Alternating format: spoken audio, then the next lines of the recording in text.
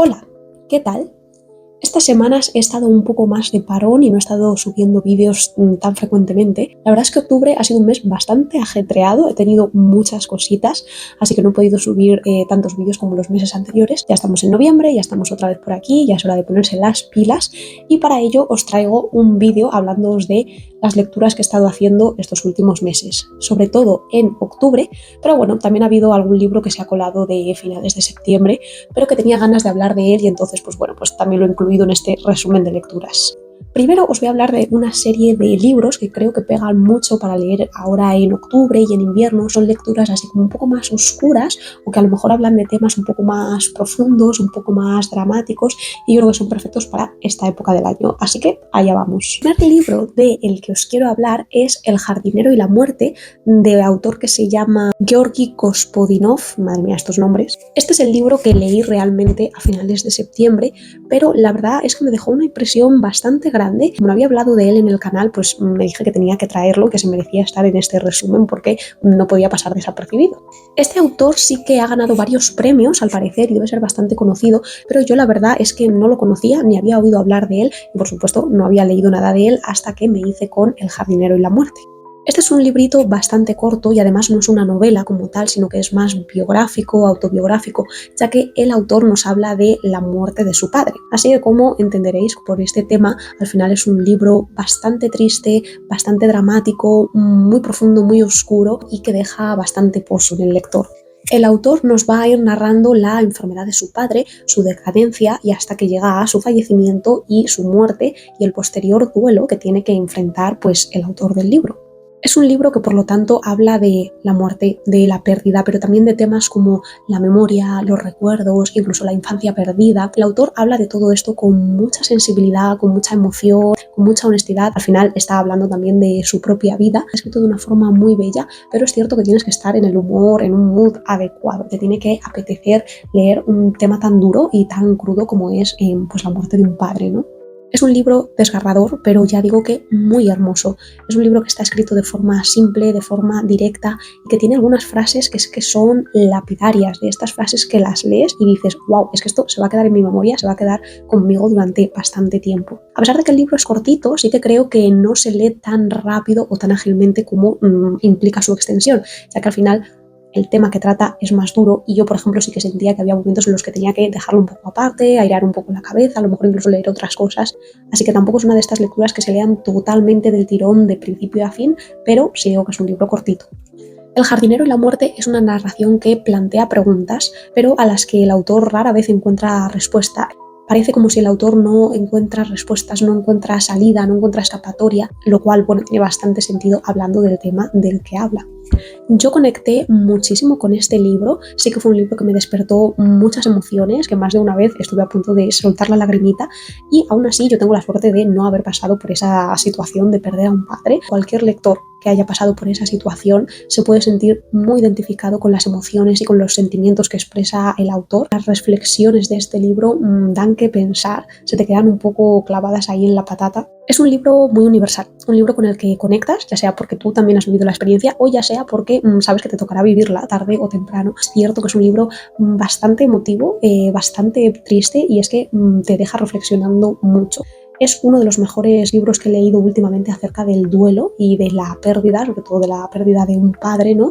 Y la verdad es que tiene algunas frases que me han encantado. Así que a modo de resumen y un poco cierre de esta opinión, os voy a leer algunas de las frases que más me han gustado y que a lo mejor yo creo que os pueden animar a leerlo, puede hacer que os entre así el gusanillo. El libro empieza diciendo: mi padre era jardinero, ahora es jardín. ¿De qué hablamos cuando hablamos de la muerte? De la vida, por supuesto, en toda su fascinante fugacidad. El duelo en realidad es egocéntrico, duelo por uno mismo en un mundo abandonado. ¿Cómo viviré yo sin? Mi padre murió y mi padre se muere son dos frases completamente distintas. La primera es un hecho, una conclusión. La segunda una novela. Eso ha sido El jardinero y la muerte, un libro cortito, intenso, desgarrador, muy duro, pero muy bellamente escrito y que es perfecto para vosotros si os apetece leer algo sobre la muerte, el duelo y la pérdida. El siguiente libro que he leído, también un poco en esta vibra un poco más oscura, un poco más gótica de octubre-noviembre, fue La abadía de Northanger de Jane Austen. Si habéis visto mi vídeo de películas de Jane Austen, sabréis que bueno, pues en septiembre me estuve dando como ahí un poco de atracón y me entraron bastantes ganas de leer este título que yo pues no lo había leído nunca. Además, hacía mucho tiempo que no leía nada de Jane Austen y la verdad es que me alegro de haberlo retomado. La abadía de Northanger me ha gustado bastante. En términos generales, creo que es un libro que se lee bastante bien, se hace bastante ameno, bastante ágil, las páginas se pasan así como fácilmente. En general es entretenido, es divertido, es una buena historia y pues me ha hecho reconciliarme un poco con la autora, que la tenía yo ahí un poco abandonada, y que es verdad que los últimos libros de ella que había leído no habían sido mis favoritos, pero La abadía de Northanger ha sido una buena vuelta a Jane Austen. Tenemos estos elementos que ya había visto yo en la película, la protagonista, que es Catherine, que es una protagonista bastante inocente, que no sabe muchas cosas acerca de la sociedad y que tiene una imaginación muy desbordante. Esta imaginación encima se va a ver alimentada, pues uno, por las novelas góticas de la época que a ella le encanta leer, y dos, por la oportunidad que va a tener de conocer la vieja abadía de Northanger, que es una de estas casas góticas, antiguas, que parece como que guarda oscuros secretos del pasado. Es la novela de Jane Austen que creo que más puntito o toque gótico tiene, pero aún así tampoco considero que sea una novela que tiene una atmósfera tensa o misteriosa. El libro es bastante ligero, es más divertido que tenso. De las novelas de Jane Austen, desde luego, creo que es la que más pega para esta época del año y creo que aún así es una buena recomendación para estos meses. Sí que me he dado cuenta de que algunas cosas cambian del libro y la película, ahora que tengo los dos muy recientes, claro, y es que sí que hay ciertos detalles, ciertas tramas, ciertas situaciones que cambian un poco de la película al libro. El espíritu y la esencia, desde luego que es el mismo y se mantiene totalmente. Algunos desarrollos de tramas sí que cambian un poquito de la película al libro, o ciertas situaciones que se desarrollan de forma diferente, pero bueno, en general yo no he tenido ningún problema con esto y considero que son bastante parecidas película y libro. La relación entre los protagonistas me ha gustado mucho, ya en la película quedé totalmente enamorada y la verdad es que aquí en el libro sí he encontrado esa complicidad, esa ternura que había entre ellos y que tanto quería yo ver.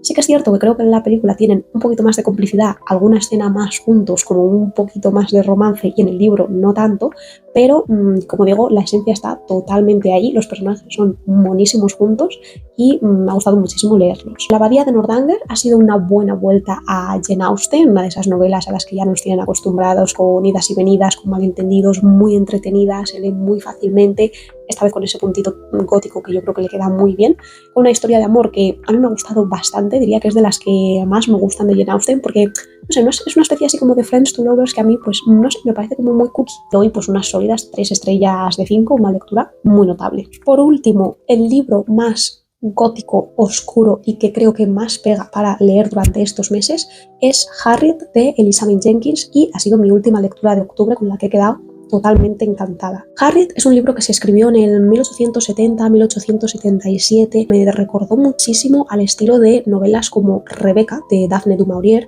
o Vera, que es otra novela que también tiene bastantes puntos en común con Rebecca y que a mí también me gustó muchísimo, os la dejaré por aquí. Sí que es cierto que tiene algunos elementos en común, ¿no? Un personaje femenino que entra en un matrimonio que, bueno, parece guardar toxicidades, secretos, algunas cosas turbias, el elemento ese de la casa del que parece que la protagonista no puede escapar. Así como Rebecca y Vera, creo que son libros que tienen una atmósfera más supresiva, más oscura, más como de tensión, casi de thriller.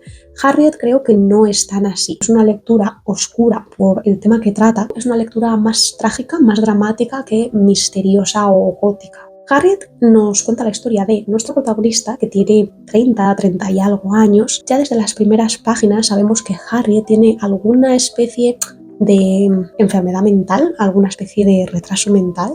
Entonces ella no es una protagonista que pueda ser como totalmente autónoma, totalmente independiente, y por supuesto no es autosuficiente. Se interpone en su camino el protagonista masculino, que se llama Lewis. El problema con Harriet es que Harriet tiene una gran fortuna. Ella pertenece a una familia rica. Entonces Lewis se va a interesar no por ella, sino por su fortuna. Y a partir de aquí, pues obviamente todo va a ir cada vez más cuesta abajo, la trama va a empezar a degenerar y el libro va a ir por unos derroteros pues cada vez más oscuros. Aparte de Harriet, tenemos 4 personajes principales, ¿vale? Que son Lewis, Alice, que es la chica en la que Lewis está interesado antes de interesarse por la fortuna de Harriet, y luego tenemos a Elizabeth, que es la hermana de Alice, y a su marido, Patrick, que a su vez es el hermano de Lewis, entonces al final son los cuñados. Estos 4 personajes son los que van a ser responsables de la miseria y la decadencia cada vez mayor de Harriet. Al final, Harriet es una novela bastante triste y bastante frustrante para el lector. Da mucha rabia leer este libro, ir leyendo las cosas que pasan, las situaciones por las que tiene que pasar la pobre Harriet y lo mal que se la trata. Da rabia, que enfada, que da también mucha pena y mucha compasión. Creo que la autora hace un gran trabajo a la hora de reflejar la psicología de los personajes, sobre todo de estos 4 protagonistas, aparte de Harriet, que al final son nada más y nada menos que los villanos de esta historia. Y son los personajes con los que más tiempo pasamos sin lugar a dudas. De una forma sencilla, directa, al grano, expone muy bien los pensamientos, las acciones de estos personajes, su forma de justificar sus actos, ¿no? Esa forma de deshumanizar a Harriet. Es una novela que se lee rapidísimo, está escrito de una forma simple, sencilla, pero muy efectiva, y llegado a cierto punto la historia te atrapa y es que ya no te suelta. A pesar de que el pronóstico no es nada bueno para Harriet, tú como lector ya no puedes dejar de leer porque necesitas saber qué va a pasar con esta pobre mujer, cómo va a terminar todo. Es una lectura triste, una lectura frustrante, una lectura que da rabia, una lectura en la que te dan ganas de matar a todos los personajes. Es una lectura muy, muy, muy recomendada. Creo que al final del día es un ejercicio también de empatía, de humanidad. Creo que también habla de temas como el matrimonio, esa subordinación de la mujer totalmente a la figura del hombre y aún más en esa sociedad en la que tu marido tiene todo el poder o la figura masculina tiene todo el poder y como muchas veces los personajes femeninos, en concreto Harriet, está totalmente impotente, ¿no? Y totalmente a la merced de esa figura del hombre. Harriet es una novela que me ha gustado muchísimo, esta sí que la he devorado a pesar de que tiene una trama dura, ya digo que hay situaciones crueles, entonces, bueno, tenéis que armaros de valor para leerlo, que lo sepáis, pero desde luego es un libro muy muy recomendado y ha sido una de mis mejores lecturas de octubre. Siguiente libro. Un libro también muy cortito y que también me leí de una sentada, la verdad es que me lo terminé rapidísimo, me lo fundí. Yo estaba en un trayecto de autobús que duraba unas 2 horas y en ese tiempo me lo acabé, y es Comerás flores de Lucía Soya Sobral. No sé si lo he dicho bien, espero que sí. Este libro lo vi recomendado en el canal de Lau by the Sea, que es un canal que me gusta mucho de recomendaciones de libros, y desde que ella lo mencionó me quedé con muchas ganas de hincarle el diente y la verdad es que no me arrepiento para nada. Comerás flores habla nada más y nada menos que de una relación tóxica. Es una especie de coming of age, ya que nuestra protagonista sí que es bastante joven y ella nos va a narrar pues cómo se ve envuelta, ¿no? En una relación que, bueno, pues un poco como siempre empieza muy bien, pero luego pues la cosa va degenerando. En este caso, la protagonista, cuando empieza el libro, bueno, pues ella está pasando por un duelo justo por la muerte de su padre, muy en sintonía con lo que acababa yo de leer en El jardinero y la muerte. Obviamente siente un vacío existencial, siente una falta, una carencia, y es justo en este punto de su vida en el que aparece el protagonista masculino, que es Jaime, que es un hombre bastante mayor que ella, no recuerdo si era 10 años o 20 años mayor que ella. Va a entrar en su vida, se va a enamorar de ella, él va a cumplir también un poco este papel de figura paterna, figura protectora, que cuida de ella, que la protege, y que se nota mucho que ella justo está en un punto en el que tiene falta de esto, ¿no? En el que ya está sufriendo por la muerte de su padre. Entonces, claro, Jaime entra en su vida en el momento perfecto, encima un hombre más mayor, más experimentado, que cumple perfectamente con este rol, así que se entiende muy bien por qué la protagonista se deja arrastrar a esta situación. Como siempre tenemos una relación que empieza de manera muy intensa, un love bombing de manual, todo es muy bonito, todo es idílico, ellos se llevan genial, nuestra protagonista siente cosas por él que nunca había sentido por nadie. Poco a poco vamos a ir viendo cosas de este protagonista, de Jaime, que empiezan a chirrear. La relación empieza a descarrilarse y empezamos a ser testigos de un abuso y una manipulación emocional bastante fuerte, he de decir. Ella va cambiando poco a poco en cosas no tan importantes y en otras que sí, como ella se va perdiendo un poco en la figura de Jaime, cómo va dejando de lado incluso las cosas que le gustaban o que le interesaban al principio y cómo se va convirtiendo en otra persona, y claro, no en el buen sentido en este caso. Es un libro muy directo, muy honesto, que reflexiona de una manera también muy cotidiana en general sobre el amor que necesitamos en la vida, sobre todos los tipos de amor y cómo estos se correlacionan, ¿no? Porque la relación que la protagonista tiene con Jaime afecta también a todos los demás amores de su vida, a su familia, a sus amistades, incluso al amor que ella sentía por su padre ya fallecido. También, no sé si aquí me estoy colando, pero creo que tenía algún tinte de autobiografía, entonces pues esto se nota en el sentido de que es muy cercano. Es corto, es intenso, tiene una trama, bueno, pues ya sabéis, dura, a veces difícil de leer, pero la verdad es que a mí me ha resultado muy necesario y muy bueno. Una vez que me puse a leerlo, ya no podía parar. Así que la verdad es que me ha encantado y totalmente recomendado. Último libro del que quiero hablar brevemente, a ver si no me enrollo mucho, pero bueno, se trata de una segunda parte de trilogía, entonces tampoco voy a poder dar muchos detalles sobre la trama, sobre lo que pasa. Quería comentar un poquito mis impresiones generales y es El muro de las tormentas de Ken Liu, que es la segunda parte de La gracia de los reyes. El primer libro lo leí en verano y me quedé con bastantes ganas de continuar. Madre mía, cuántas cosas pasan en este libro. Es que pasan una cantidad de cosas que es que, de verdad. La primera cosa que quiero resaltar, por si alguien ha leído la primera parte o está pensando en leer la segunda, ¿cambia el estilo de escritura del primer libro al segundo libro? Para mí la respuesta es un rotundo sí. Sí, obviamente la base está ahí, ¿no? Pero sí que creo que hay una diferencia muy grande de cómo está narrado el primer libro, que si os acordáis un poco de lo que os comenté de La gracia de los reyes, se leía casi como si fuera un libro de historia, con un montón de saltos temporales, con un montón de acontecimientos, en un mismo capítulo pasaban 5 años, y eso no pasa tanto en El muro de las tormentas. El libro se relaja un poco, sí que creo que por un lado es más fácil de leer, es más asequible, también es cierto que por otro lado pierde un poco ese puntito tan original, ¿no? Que tenía la primera parte y que tanto lo alejaba de otra fantasía. Igualmente, he de decir que El muro de las tormentas me ha encantado. La primera parte de este libro sí que se hace más lenta, la trama se va cociendo un poco más a fuego lento, poco a poco. Algunas de las cosas que pasan en los primeros 10 capítulos, yo lo pensaba y decía, en el primer libro esto se hubiera contado en un capítulo como mucho. Así que sí que cambia el estilo de escritura. Es cierto que la segunda mitad, madre mía, eso sí que es un no parar de que pasan cosas, de batallas, de politiqueos, de acción, o sea, de verdad que es no poder soltarlo hasta el final. Entonces sí, hay menos saltos temporales, la primera mitad el ritmo, bueno, pues desciende bastante, pero la segunda mitad es que ya os digo que es una locura. De nuevo, Ken Liu es un maestro de las batallas, de las escenas de acción, de la creación de personajes. Es que los personajes, tanto los que ya conocíamos del primer libro como los nuevos, la verdad es que me han fascinado por completo.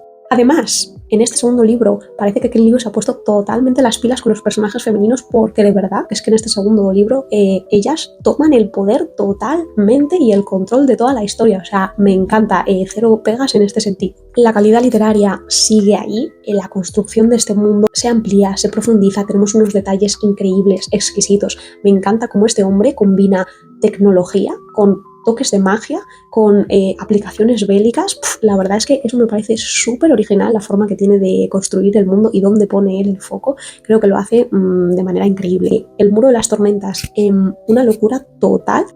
Cambia el estilo de escritura del primer libro al segundo, pero esto a mí no me ha parecido algo malo. Sí que es cierto que en parte lo he agradecido, que no fuera tan libro de historia como el primero, sino un ritmo ya un poquito más relajado, sin tantos saltos temporales, sin tantas cosas, pero eso no quita para que siga habiendo una acción increíble, y que es que ya digo que la segunda mitad, wow, te deja con la boca abierta. Yo desde luego es que no puedo esperar a coger el tercero. ¿Cómo va a terminar esto y qué va a pasar con todos estos personajes y hacia dónde van a ir las cosas? Madre mía. El muro de las tormentas, he terminado encantada, le doy 4 o 5 estrellas, o sea, es que me está gustando de momento mucho esta saga y espero que siga así. Ya os contaré cuando vaya leyendo los siguientes. Estas han sido mis lecturas de finales de septiembre y de octubre. La verdad es que estoy contenta porque he tenido un último mes muy bueno de lecturas. Todas las lecturas que he hecho me han encantado, son de 3 estrellas para arriba. Es que no tengo ningún libro que diga que me ha decepcionado o que no me ha gustado en absoluto. La verdad es que han sido muy buenas lecturas. Así que nada, eso es todo por este vídeo. Dejadme por aquí por los comentarios si los habéis leído, os llama la atención alguno de estos títulos, y como siempre, pues nos vemos en el próximo vídeo. Adiós.